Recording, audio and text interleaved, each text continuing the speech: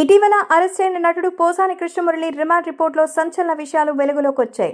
కులాలు వర్గాలపై తాను గతంలో అనుచిత వ్యాఖ్యలు చేశానని పోలీసుల ముందు అంగీకరించారు. పవన్ కళ్యాణ్, నారా లోకేష్ కుటుంబ సభ్యులను దూషించినట్టుగా పోసాని తెలిపారని రిమాండ్ రిపోర్టులో పేర్కొన్నారు. అయితే తాను చేసిన వివాదాస్పద వ్యాఖ్యల వెనుక వైసీపీ నేత సజ్జల రామకృష్ణారెడ్డి ప్రమేయం ఉందని పోసాని కృష్ణమురళి చెప్పడం గమనార్హం. సజ్జల రాసిచ్చిన స్క్రిప్ట్ మేరకే తాను విమర్శలు చేసినట్టు పోసాని చెప్పినట్టుగా పోలీసులు రిమాండ్ రిపోర్టులో ఉంది. పవన్ అభిమానులు రెచ్చగొట్టే ఉద్దేశంతో తాను మాట్లాడినట్టుగా పోసాని తెలిపారు. ఎఫ్డీసీ చైర్మన్ గా ఉంటూ వైసీపీకి మద్దతుగా వ్యవహరించానని పేర్కొన్నారు.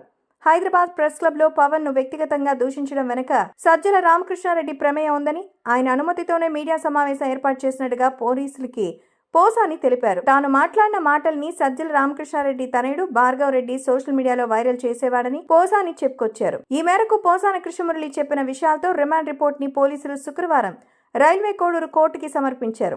ఇటీవల అరెస్ట్ అయిన పోసాని అన్నమయ్య జిల్లా రైల్వే కోడూరులో గురువారం ఆయనకి 14 రోజుల రిమాండ్ విధించింది.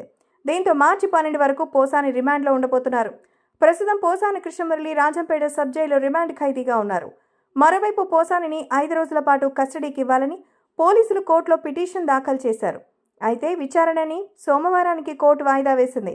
కాగా పోసాని కృష్ణమురళిని హైదరాబాద్ నగరంలో బుధవారం ఏపీ పోలీసులు అరెస్ట్ చేసిన సంగతి తెలిసిందే.